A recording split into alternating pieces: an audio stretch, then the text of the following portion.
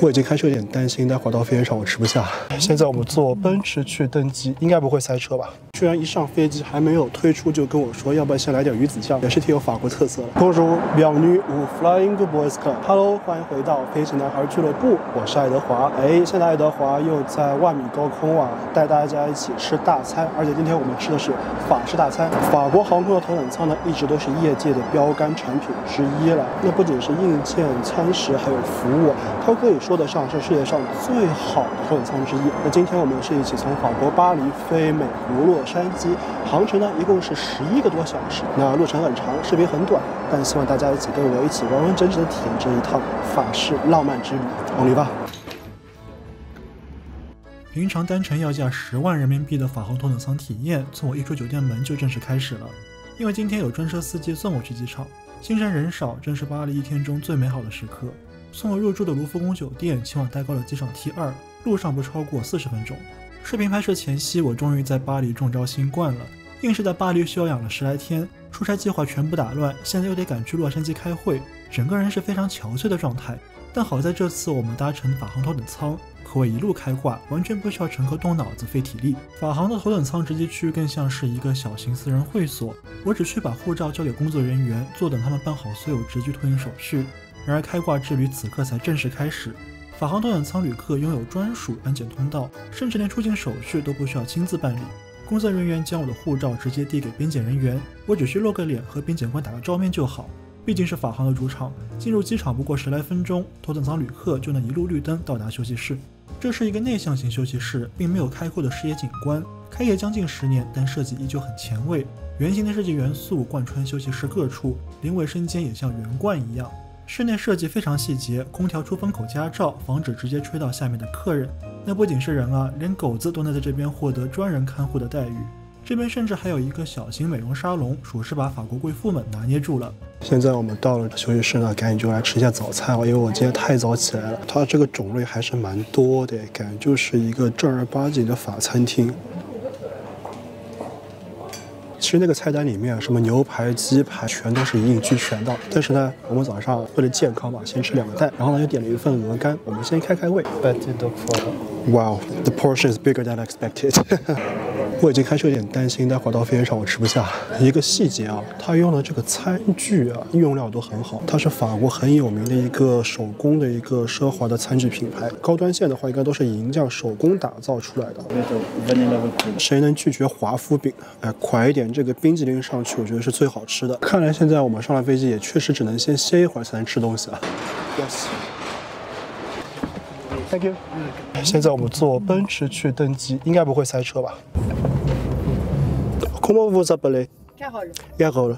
Je n'ai pas été en France depuis 3 ans avant le Covid, donc. Vous parlez bien. Mais c'est ma première fois à bord de la première de France. Donc la première, tout à fait. La première. Et le recette? 法航目前仅在部分波音777机型中配置其头等舱产品，而且仅提供4个座位，比大部分一线航司都要少，有点像法国人搞限量版奢侈品的路子。待会儿起飞后，我会和大家分享此次订票方式以及我真实的费用支出，大家可以先猜猜看哦。法航的座舱和座椅整体配色淡雅，以象牙白和淡灰为主色调，弧形的座椅靠背，贝壳线条的搁脚凳，再加一盏圆形小台灯，柔和的曲线元素一直从休息室延伸到了机舱内。座椅边的2扇窗帘合起来就能形成完全封闭的包间，相比其他头等舱产品的硬隔断，这种做法效果只好不差，而且节省成本，降低舱内载重。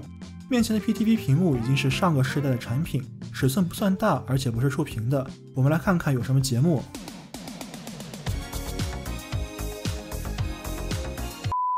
相比中东狗大户航司用亮闪闪的舱内装饰和小机关，乱花渐入迷人眼。法航这样的欧洲老钱航司不追求繁复的视觉表达，而是简洁的设计语言，这就是法国人在他们的载机航空中希望呈现的法式优雅。1到10分，大家觉得这个座舱能打几分呢？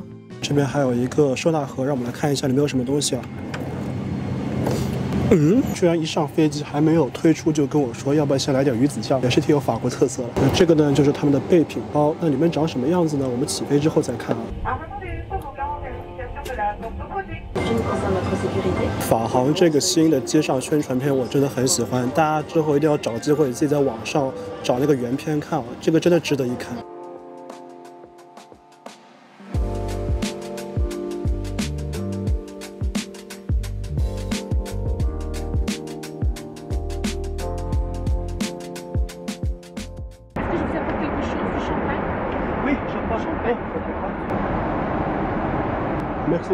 上飞机开始就不停地开始给我灌香槟，这马上就要灌醉的感觉。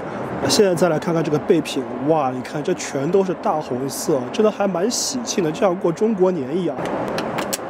基本上里面就是这个护肤品套装嘛，都是这个法国的品牌 Sisley。接下来呢是我最喜欢的这一个睡衣，这个睡衣感觉质感还是很不错的。哎，它这边还有这个飞马的刺绣 logo， 但这个睡衣怎样不重要，这个包我觉得这样子就可以直接当那个电脑包用了，这个我觉得还挺不错的。它这个桌面呢也是足够大，那一般呢其实也是方便对面的乘客伴侣可以跟你一起享用整套餐食。那今天还是老规矩啊，把我女朋友栗子老师批在这里。喂，推标。那时不我待，刚才空乘啊也是马上给了我来了一个波尔多红酒，先来把这个给炫了。还是首先要祝大家都健健康康吧，祝健康。不愧是法航，选酒全部来自本国著名酒庄，从香槟、红酒、白酒再到甜酒，仿佛就是一场迷你的法国各大葡萄酒产区巡礼。开场的奶油蘑菇浓汤是经常出现在法国人餐桌上的汤品，蘑菇使用牛肝菌，汤体稠度刚好，不咸不淡，味道真是好极了。我个人喜欢把餐前面包掰开，泡在蘑菇汤里一起吃，这样一碗汤分分钟就能炫完。这个细节做得很好，它这个盘子是整体热过的，所以就不用担心它马上冷掉。配上这个红酒，真的是万米高空的痛风套餐安排上了。扇贝新鲜度满分，从切开的程度就可以知道软度很棒，调味带酸味，帮助打开味蕾。作为一道开胃菜，它绝对是合格的。既然胃口打开了，我们就直接进入主题吧。一家航司的头等舱餐食水平到底如何？牛排往往是最好的试金石。法航非常讨巧的选用油封熟成的牛肉，使用这种处理方式的牛肉风味更浓缩，虽然看上去纤维很粗，但口感是软嫩的，配合红酒，香气充满鼻腔。哇，朋友们，我们来看窗外。所以看到3万英尺高空的这样子的万里景色，同时吃着这样子的法餐，我觉得付出这些钱，但是感受到这一刻的感觉就很够了。不过话说回来，这次我也没花多少钱，也就花了300多欧吧，大概就是2000多块人民币。因为我是里程票嘛，但是里程花了我23万的法航里程，差不多是我3年的做所有天河联盟的航班积累的里程，加上也买了一些里程的总和，都花在这一班航班上面。Fromage de chèvre. Oui. Le langre, le beaufort, le camembert, le roquefort. Vous connaissez tous les fromages? Oui. 正餐之后给我们上了一个奶酪拼盘。Le morceau qui est un bourgogne, c'est un chardonnay. Chardonnay, oui. Celui-ci, oui. Le bourgogne. 给大家看这个小的慕斯蛋糕，切面很漂亮，而且味道很柔和，真的就是这个样子吧。这个时代对于甜品最高的称赞就是这个不甜。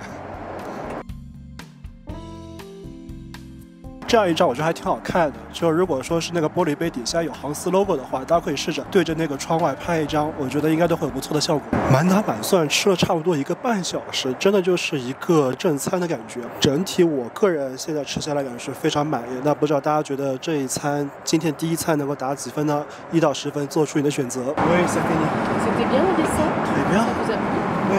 Est-ce que vous pouvez faire le lit à bientôt? Bien sûr. 吃饱喝足，我们进入经典测评环节。毕竟是777机型，有些年头了，卫生间空间狭窄，杯品种类也不丰富，都是和过夜包同款的 Sisley。我们就刷个牙，准备睡午觉去。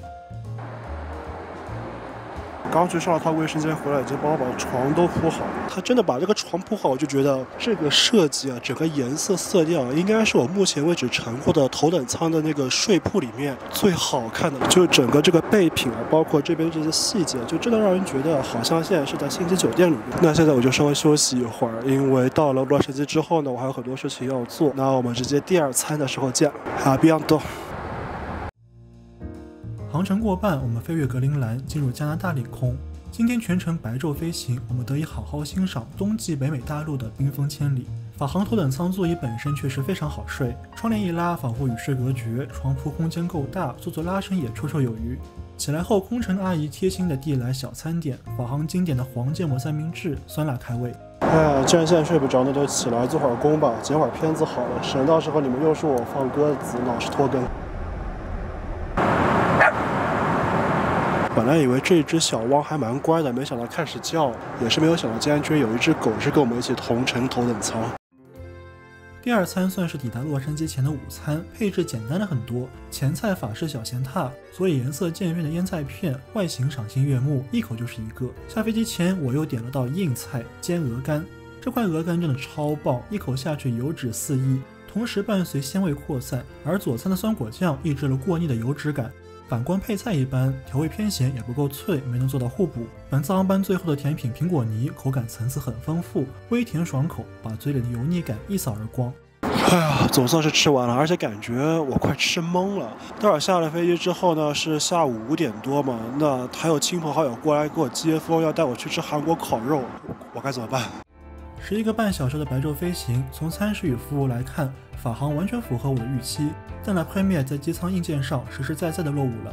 你是否愿意花正价10万，或者像我一样攒上20多万里程，去换取这样一次空中之旅呢？好消息是，法航将着手引进全新世代的头等舱座椅，我很期待硬件升级后的La Première成为名副其实的顶尖头等舱。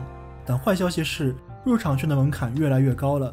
今后法航每趟航班仅开放1张头等里程票，而且起码是白金级别以上的会员才有资格兑换。法国人凭借100年来占据的审美话语权，强势定义了何为优雅与高端，然后再通过高昂的价格定位与极高的获得门槛，将大部分人拒之门外。一包难求的爱马仕是如此， La Première 亦是如此。哦对了，爱马仕今年也全线涨价了呢。